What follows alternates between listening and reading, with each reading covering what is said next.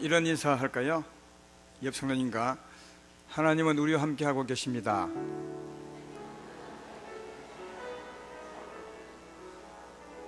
한번 더 해야 돼요. 다만 보이지 않을 뿐입니다.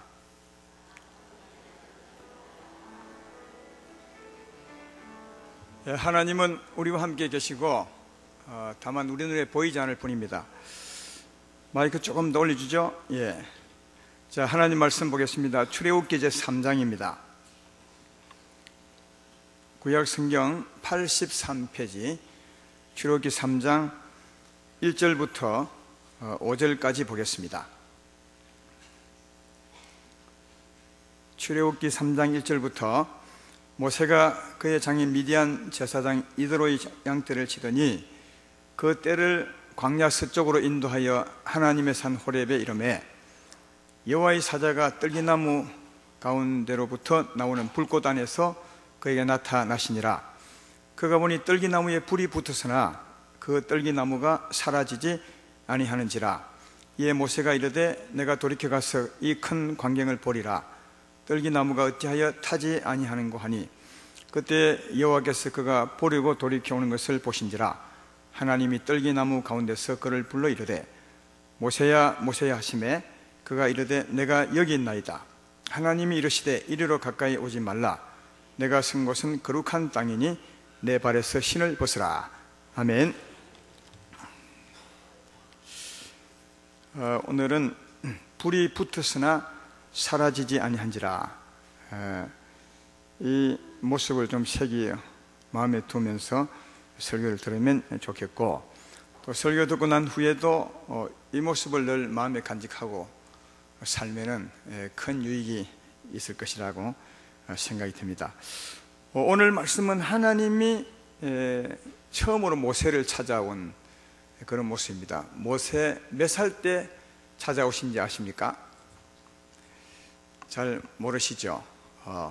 모세 40살 때 광야로 도망가서 그 다음 40년이 참에 하나님 오셨다고 했습니다. 그래서 모세 80세 때 하나님이 모세에게 찾아오셨는데 어떤 모습으로 오셨냐 하면 불꽃 같은 모습으로, 적어도 모세가 보기에는 불 같은 모습으로, 불꽃 같은 모습으로 찾아온 것을 볼 수 있습니다. 오늘 불꽃 같은 모습으로 찾아오신 이 하나님의 상을 조금 제가 설명을 하면, 어느 날 모세가 장인 이드로의 양떼를 몰고 호렙산 쪽으로 가고 있는데 산에 불이 난 겁니다. 정확히 말하면 어느 나무에 불이 타고 있습니다. 그래서 모세는 오늘도 누가 불을 냈구나, 또 산불이 났구나 이렇게 생각하고 지나가려 하다가 멈췄습니다. 왜냐하면 그것을 봤던 잔영이 머리에 남아있는데 이상한 모습을 본 것입니다. 어떤 모습을 보냐 하면 분명히 나무에 불이 타는데 나무는 안 타는 겁니다.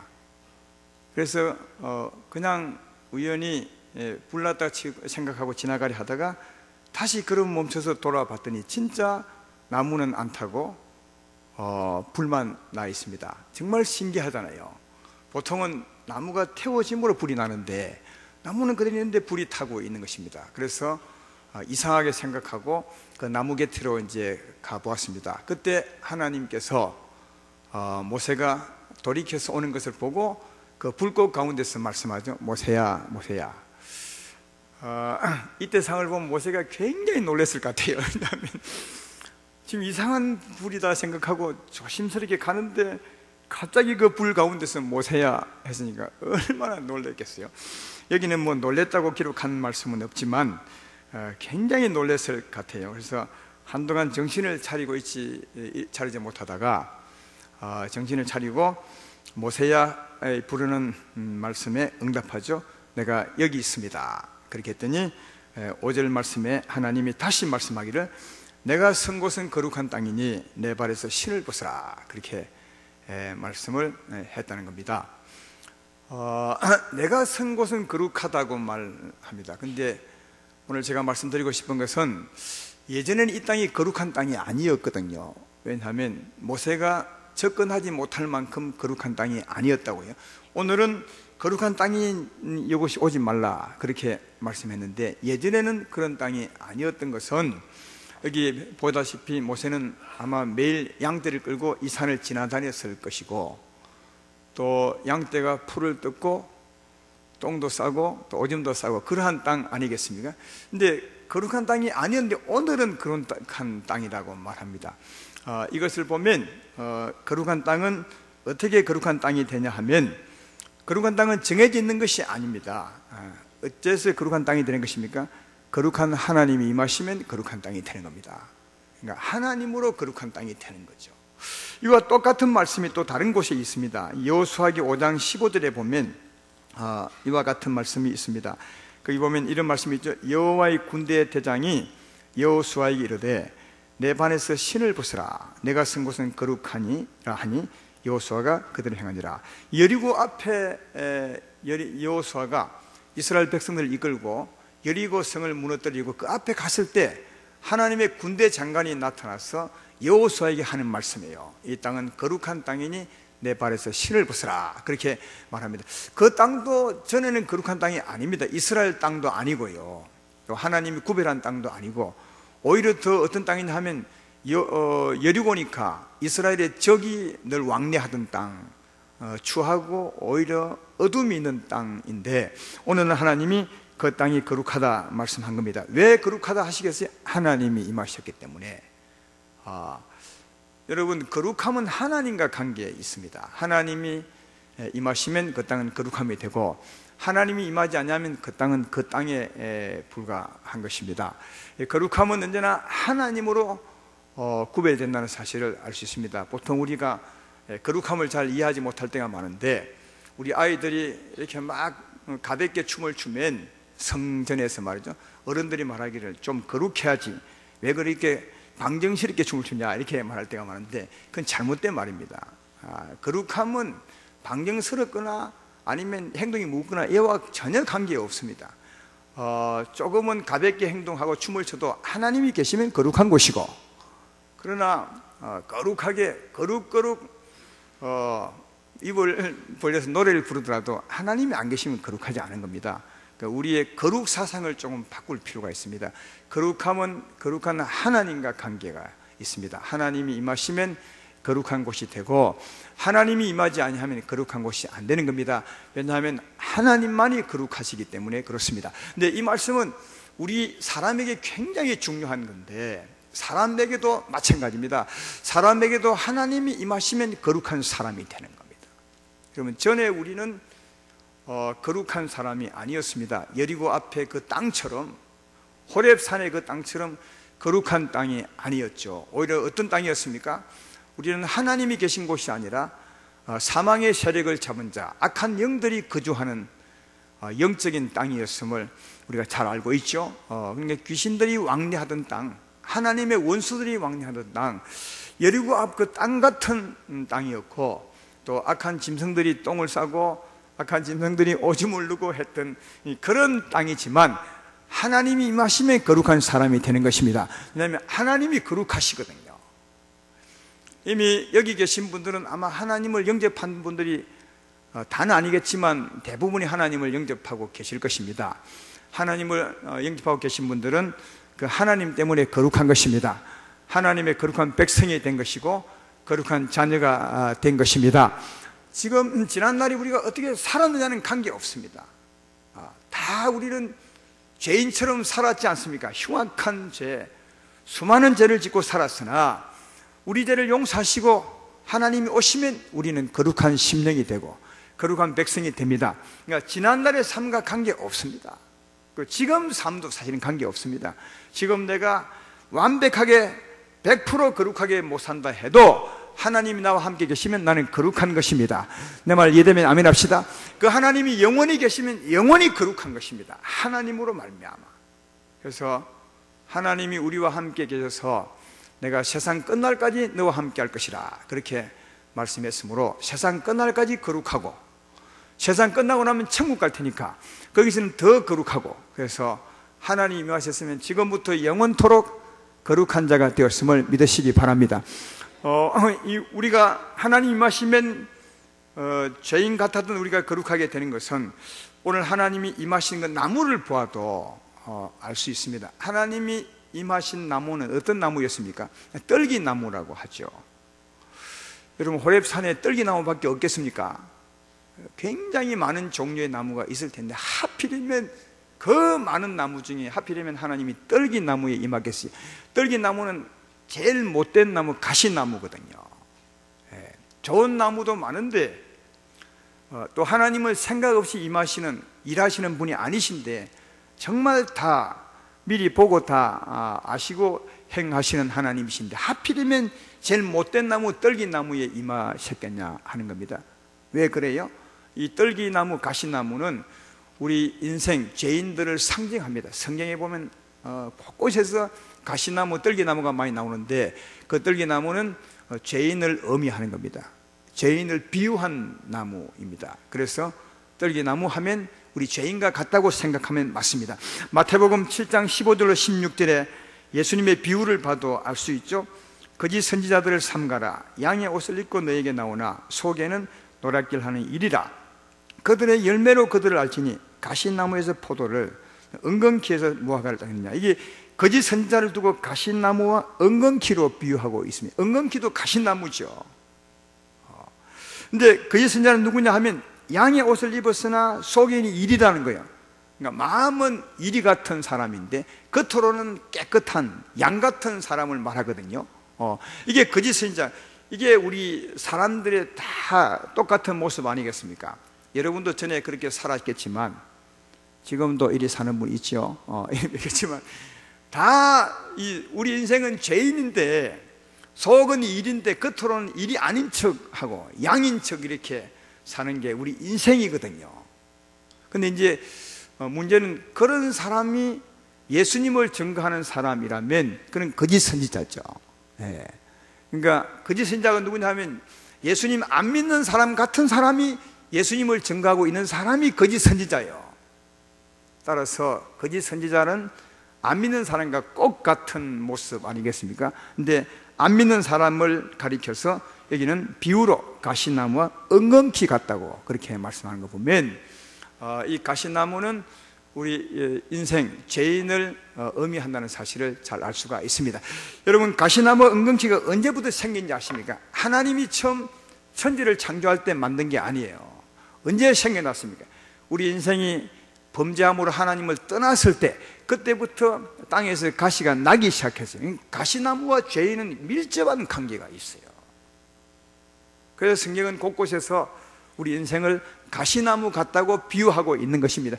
가시나무와 우리 죄인이 너무너무 닮았어요. 날마다 남을 찔러대잖아요. 근심으로 찌르고 욕하고 비판하고 찌르죠. 가시나무와 다를 바 없습니다. 우리 인생은 영적인 가시나무라 할 수가 있는 거죠.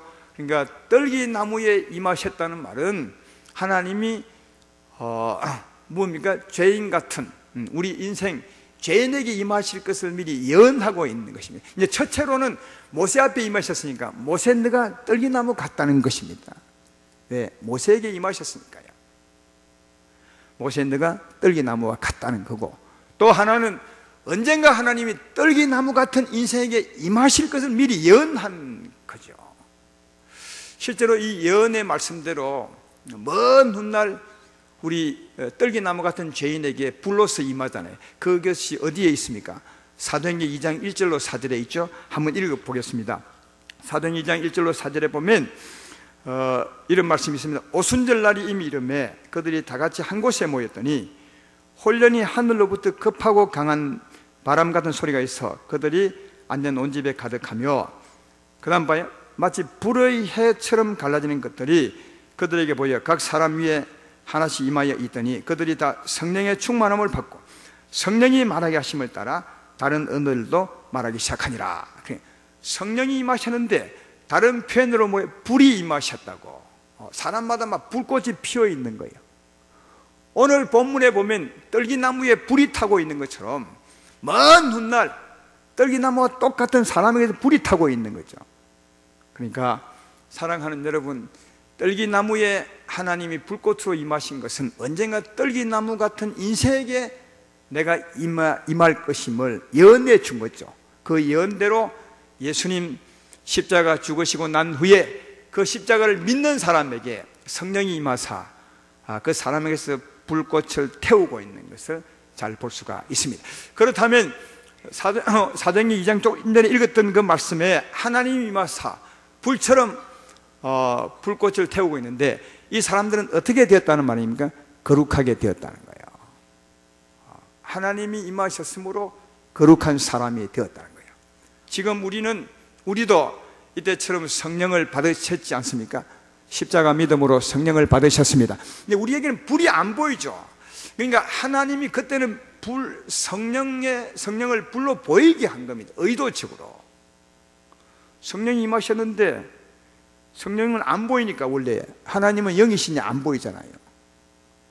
임하셨는데 안 보이면 임한 줄 모를 거 아니겠어요? 그래서 하나님이 의도적으로 성령을 불꽃으로 보여주게 한 겁니다. 그러나 그 후에는 성령이 똑같이 임했지만 아무도 본 적이 없습니다. 왜? 성령은 못 보는 겁니다. 그렇지만 사실 영적인 불로 임해 있는 거죠. 영적인 불로 임해 있는 것입니다. 성령이 오셨으면 다락방처럼 실제로 임하여 오신 겁니다. 그러니까 우리에게도 성령이 임하여 오셨으면 성령의 불이 타고 있는 것이나 마찬가지입니다. 이것을 꼭 이해하고 사셔야 됩니다. 따라서 사도행전 2장에 그 사람들에게 임하심으로 말미암아 그들도 거룩하게 된 것처럼 우리에게 성령이 오셨으면 우리도 거룩하게 된 것입니다. 언제까지? 영원토록 거룩하게 된 것임을 아셔야 한다는 겁니다. 거룩한 하나님이 사람에게 임하여 오시면 사람이 거룩하게 되는데, 그 거룩한 하나님이 사람에게 왜 오신지를 압니까? 우리를 단지 거룩하게만 하려 오셨겠습니까? 아니면 다른 이유가 있겠습니까? 다른 이유가 있습니다. 크게는 두 가지를 나타낼 수 있는데, 하나는 첫째는 우리의 심령을 깨끗하게 하시고, 두 번째는 우리 안에 자정하기 위한 거죠. 자정한다는 말은 보좌를 펼치고 거한다는 말이니까 우리의 왕으로 오신다는 말인데, 그분이 우리의 왕으로 왜 오셨겠습니까? 왕은 통치하는 분이시니까 그분은 거룩한 능력으로 우리를 통치하러 오신 겁니다. 여러분, 하나님은 거룩하다 하실 때 하나님이 능력이 거룩한 것입니다. 하나님의 사랑이 거룩하고, 하나님의 평안이 거룩하고, 하나님의 의가 거룩하고, 하나님의 마음이 거룩한 겁니다. 그가 우리 안에 오셔서 그의 능력으로 우리 마음을 다스리는 거죠. 하나님의 사랑으로, 하나님의 평안으로, 하나님의 거룩한 의로 우리 마음을 다스리게 되면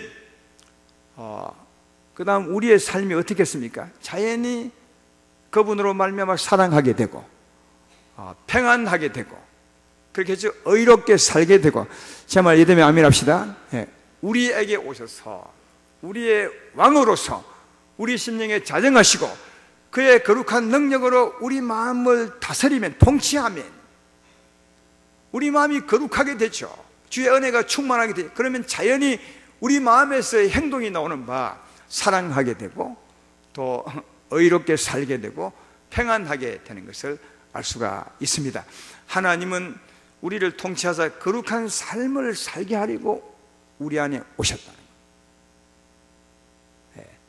자, 그렇다면 우리가 꼭 기억해야 될 것이 있어요. 하나님이 우리에게 오신 것은 우리를 통치하사 우리를 하여금 거룩한 삶을 살게 하려 오셨으니까, 하나님이 오셨다면 이제는 그분의 통치를 받고 그분의 뜻을 따라 사는 것이 우리 삶이 되어야 되는 거예요. 제 말 이해되면 아멘 합시다. 이 부분이 정말 중요한데, 이 부분이 중요한데도 눈을 감고 계신 분이 계시네. 다시 말씀드리겠냐, 하나님은 우리에게 오셨어요. 우리의 왕으로 오셨습니다. 안 보이지만 오신 거예요. 떨기나무에 임하신 것처럼 우리에게 임하여 오셨어요. 우리의 왕으로 오신 것은 우리를 통치하기 위한 겁니다. 그의 거룩한 능력으로 우리 마음을. 하나님은 영이시니까 육적으로 통치하지 않죠. 이 세상의 임금은 사람이니까 겉으로 통치하잖아요. 교통신호를 세우고 신호 어기지 마 이렇게 해서 겉으로 통치하지만 마음은 통치하지 못하는데, 그래서 진정한 통치가 안 되는 거예요. 왜? 사람은 진정한 행동을 바꾸려면 마음을 주관해야 되거든요. 그러나 하나님은 영이심으로 우리 심령에 오셨습니다. 우리 심령을 통치하는 거죠. 그의 거룩한 능력. 그러면 우리 마음이 변화를 받는 거예요. 자연히 거룩한 삶을 살게 되어 있는 거죠. 하나님의 통치를 받으면 우리는 거룩한 삶을 살게 되었습니다. 이런 통치하기 위해서 오셨으니까 그분이 오셨다면 우리가 할 일은 그분의 통치를 받아 그분의 뜻대로 사는 게 우리 삶이 된다. 다시 말해 전에 우리처럼 살면 안 된다는 거예요. 전에는 내가 내 삶을 주관했죠. 그러나 하나님이 오시면 그분이 내 삶을 통치하고 내 삶을 주관하러 오신 거라는 거예요. 그래서 하나님이 여러분에게 오시면 이제는 여러분이 예전처럼 내 마음대로 살면 안 되는 거예요. 이제는 하나님의 통치를 받고 하나님 뜻대로 살아야 될 줄로 믿습니다. 다시 말해 삶의 주권자가 바뀌는 거예요. 내 삶의 주관자가 하나님이 되고, 전에는 나였는데 이제는 하나님으로 바뀌셔야 된다고요. 내 삶을 내려놓아야 된다. 다시 말해 내 삶에 대한 권리를 포기해야 되는 거예요. 하나님 오시면. 그래서 하나님이 오늘 오셔서 모세에게 그걸 요구하고 있는 거예요. 아까 5절의 말씀이 그 말이야. 모세야 모세야 부르더니 모세가 하나님 내가 여기 있습니다 했을 때 하나님 모세에게 뭐라 합니까? 내 발에 신을 벗으라. 왜 신을 벗으라 하는 것입니까? 신을 벗으라는 의미가 뭔지 아십니까? 신을 벗으라는 의미는 네 권리를 포기하라는 말이에요. 그런 말이 성경에 어디 있습니까? 이렇게 이제 문도문이 있겠죠. 이게 성경에 있습니다. 룻기 4장 7절로 8절에 보면 신을 벗는 의미가 잘 나와 있습니다. 거기 이렇게 기록합니다. 옛적 이스라엘 중에는 모든 것을 무르거나 교환하는 일을 확증하기 위하여 사람이 그의 신을 벗어 그의 이웃에게 주더니 이것이 이스라엘 중에 증명하는 전례가 된지라. 이에 그 기업 물을 자가 보아스에게 이르되 내가 너를 위하여 살아 하고 그의 신을 벗는지라. 그렇게 그러니까 신을 벗는 의미를 분명히 말하죠. 어떤 물건을 교환할 때 이제 물건을 내 것을 사람이 주는 거예요. 주고 난 뒤에 신을 벗어 던지는 거예요. 이 말이 뭐냐 하면 이제 그 물건은 네 거라는 거예요. 다시 말해 내 권리를 포기한다는 말이에요. 그러니까 물건을 교환할 때 확증하는 거니까 다르게 말하면 내 권리를 포기하는 거예요. 그게 신을 벗는 건데 오늘 룻기의 이 의미는 무슨 말이냐 하면 룻기 잘 알죠. 나오미라는 분이 나오는데 그 남편도 죽고 아들도 다 죽어버렸어요. 그 집에 여자만 남아있으면 나오미와 룻만 남아있죠. 그러면 대를 잇지 못하는 거예요. 하나님의 사람의 집인데 그 자식의 대를 이어가야 되는데 대를 이을 사가 없잖아요. 여자밖에 없으니까. 그럴 때 하나님이 법을 정해 주었어요. 어떤 법이냐 하면 그 나오미와 가까운 친족 중에서 가장 가까운 친족부터 순서로 그 기업을 사고 여자를 사서 그 대를 이을 수 있는 법을 하나님 만들어 주었어요. 그래서 이제 보아스라는 사람은 룻의 나오미의 친척인데 보아스보다 더 가까운 친족이 있는 거예요.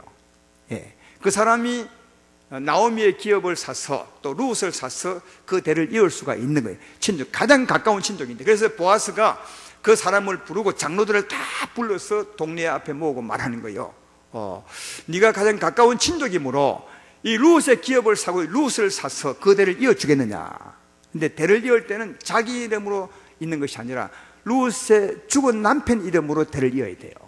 이제 자식을 낳았을 때 룻에게서 낳았을 때 자기 자식이 되는 것이 아니라 룻의 남편 누구죠? 잘 모르죠. 제가 가끔씩 묻습니다. 잠 깨우려고. 룻의 남편은 말론이라는 사람이거든요. 기럝과 말론인데 그 중에 말론이라는 사람이 룻의 남편이었어요.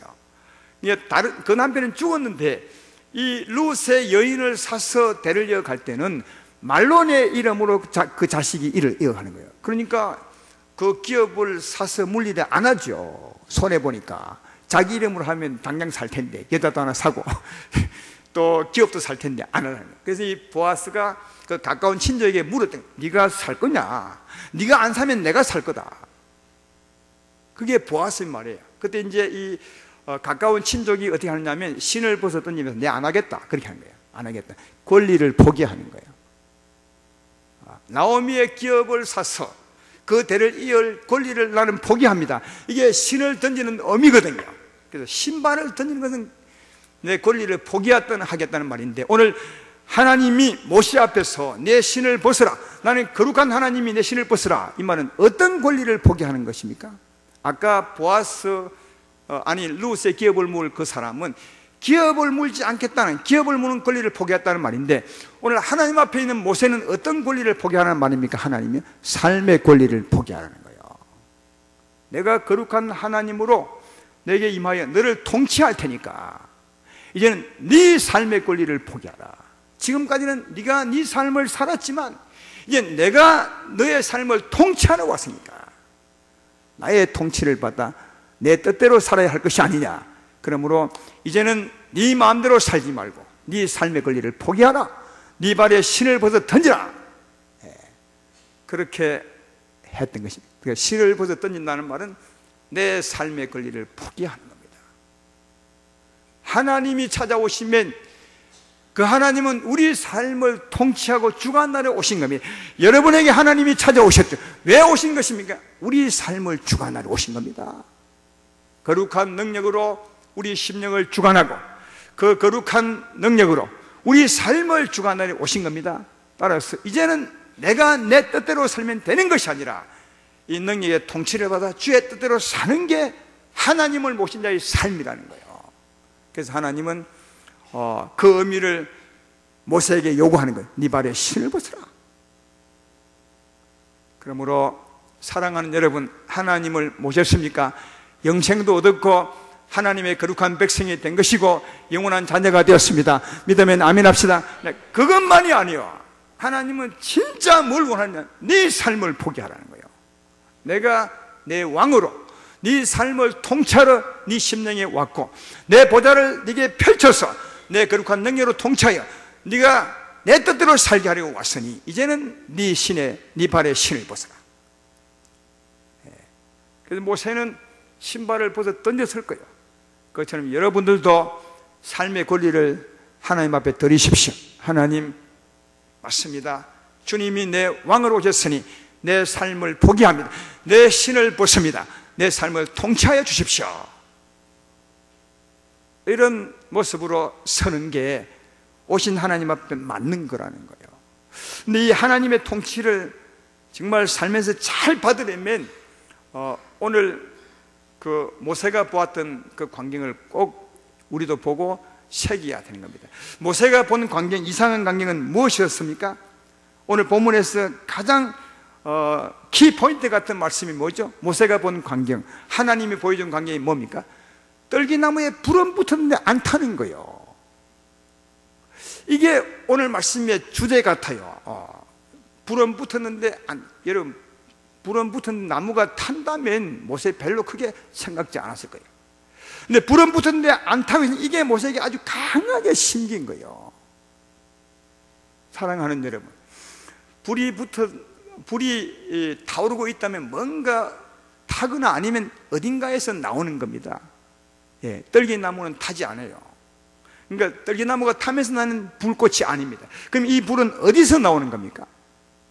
오늘 본문을 잘 봐요. 2절을 보면 그 불이 어디서 나오는지 확실히 알 수 있습니다. 여호와의 사자가 떨기나무 가운데로부터 나오는 불꽃 안에서 그에게 나타나시니 그가 보니 떨기나무에 불이 붙었으나 그 떨기나무가 사라지지 아니하니라. 그러면 불은 어디서 나오는 거죠? 정확하게 불은 어디서 나오는 것입니까? 그 떨기나무 안에 있는 하나님의 사자, 그러니까 하나님을 상징하는 존재죠. 그러니까 하나님에게서 나오는 거예요. 그러니까 불이 나오는 근원이 있는 것입니다. 여러분, 근원이 없는 빛은 없는 거죠. 밖에 왜 환한 겁니까? 태양이라는 빛의 근원이 있기 때문에 거기서 빛이 나오는 겁니다. 이 성년이 밝은 것도 이 전등에서 빛이 나오기 때문에 밝은 거 아니겠습니까? 떨기나무가 불타고 있다면, 근데 떨기나무는 안 타는 거예요. 그 다음에 이 빛은, 이 불은 어디서 나오는 것입니까? 그 떨기나무 가운데 임한 하나님에게서 나오는 거예요. 그러니까 하나님이 그 불을 막 피워내는 거죠. 불타오르게 하는 것을 알 수가 있습니다. 여러분, 하나님은 지금도 이와 똑같이 불타오르게 합니다. 하나님이 우리에게 임하셨음을 믿으면 아멘 합시다. 어디에 계시는 겁니까? 하나님이 임하여 보시면 정확하게 우리 영혼 육중에 어디 계십니까? 영에 계시죠. 하나님은 영이시니까 우리 영에 계십니다. 여러분의 영에 계십니다. 그 영에 계신 하나님이 어떻게 우리를 통치합니까? 불로서, 어떤 불? 영적인 불이죠. 이 영에 있는 하나님이, 저 깊숙이 있는 하나님이 그 불을 타오르게 하사 우리 마음을 덮는 거죠. 우리 생각을 덮고 육체를 덮는 거. 이게 성령 충만한 거예요. 그러니까 육의 눈을 가지고 있으니까 못 볼 뿐이지, 그러니까 성령 충만한 모습을 영의 눈으로 보면 굉장한 불이 타오르는 거예요.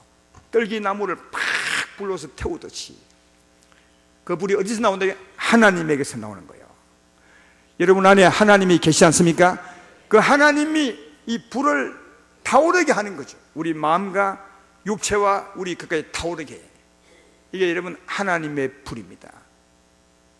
이 불을 모세라가 보게 만든 거예요. 이 불을. 그러니까 여러분 하나님 우리를 통치할 때 어떻게 통치하냐? 이 불로서 통치하는 거예요. 이 거룩한 능력으로, 하나님의 능력으로 우리 마음과 생각과 육체를 덮는 거죠. 그래서 우리 삶을 통치하는 거예요. 우리 삶을 주관하는 것입니다. 그래서 우리가 사는 것은 우리의 힘이 아니라 이 바로 하나님의 불같은 능력으로 살아야 된다는 것입니다. 꼭 기억할 것은 떨기나무는 안 타는 겁니다. 떨기나무가 안 탄다는 말은 무슨 말이죠? 떨기나무에 힘이 필요 없는 거예요. 떨기나무에 지혜가 필요 없는 거예요. 떨기나무는 그냥 가만히 있는 거죠. 하나님의 불이 타는 겁니다. 이 굉장히 중요한 의미가 있습니다. 여러분 우리 예수 믿는 사람들 하나님을 사랑하는 삶, 또 예수 믿는 사람들의 삶을 두고 어떤 분은 촛불을 비교할 때가 참 많아요. 촛불. 그러나 그건 굉장히 잘못된 비유입니다. 촛불은 어떻게 빛을 냅니까? 자기 몸을 태워서 빛을 내죠. 그죠? 자기 몸을. 우리 인생 같으면 내 힘으로, 내가 애씀으로, 내 지혜로 열심히 살 때 나를 태우고 빛을 내는 거 아니겠습니까? 성경은 그런 것이 아니라는 거예요. 촛불 같은 것이 아니라는 거예요.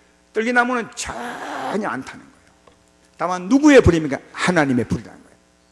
하나님의 능력의 불이라는 거예요. 모세가 이걸 분명히 봤어요. 떨기나무가 타는 것이 아니구나. 우리의 힘으로 사는 것이 아니구나. 우리의 지혜로 사는 것이 아니구나. 오히려 누구의 능력으로? 하나님의 능력으로 사는 것이구나. 이것을 모세가 확실히 본 거예요. 또 하나님도 이걸 모세에게 분명히 보여준 거예요. 만약 모세가 나무가 타는 것을 보았다면 그는 발걸음을 멈추지 않았을 것입니다. 나무에 가지도 않았을 것입니다. 근데 이상한 광경을 본 겁니다. 어떤 광경입니까? 나무는 타지 않는데 불만 타는 거예요. 타오르는 거예요. 그런데 그 불이 누구의 불이에요? 하나님의 불이라는 거예요. 나무는 안 탄다는 거예요. 그래서 사랑하는 여러분, 하나님이 우리에게 임하여 오셔서 우리를 사용하시는데, 우리의 삶을 주관하는데, 여러분 우리의 힘을 필요로 하지 않아요. 우리의 지혜를 필요하지 않습니다.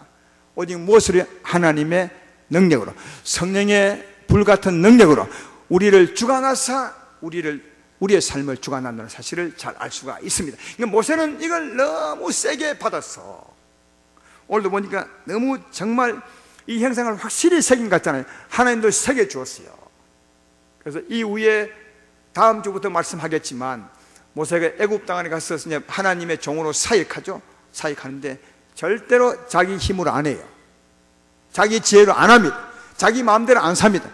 모세는 어떻게 하냐면 늘 기도하는 거예요. 하나님께 나갔어. 하나님, 가시나무가 타는 것이 아니었습니다. 하나님의 능력이 가시나무를 덮었습니다. 가시나무는 다만 하나님의 쓰는 도구일 뿐입니다. 하나님의 능력으로 나를 덮어주셔서 내 마음과 생각을 주관해 주셔서 나를 사용하여 주십시오. 모세는 언제나 기도했어요.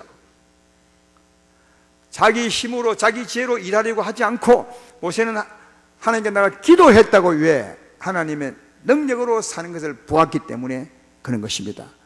그러므로 사랑하는 아름다운 교회 성도 여러분들이여, 촛불같이 살지 마시고, 우리는 촛불처럼 사는 게 아니에요.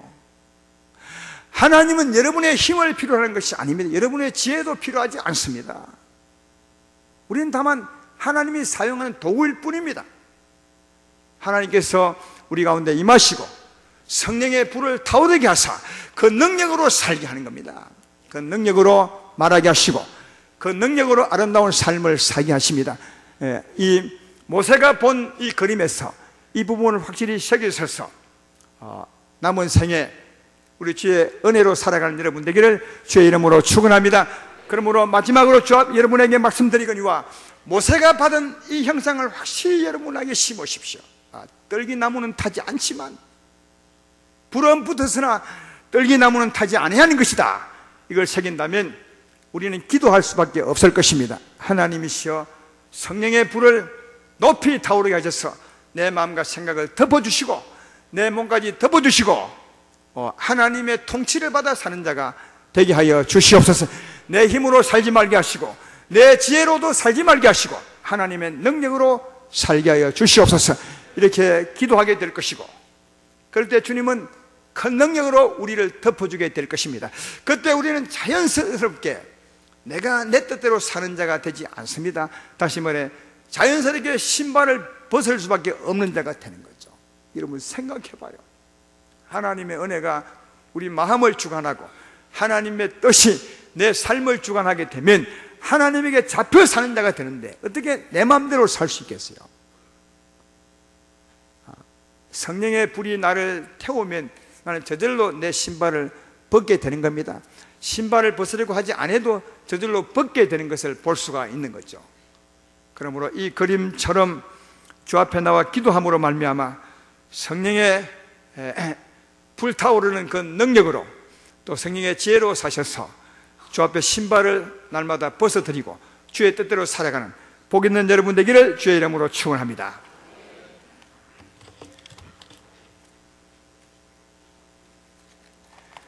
예수 우리 왕이여, 이곳에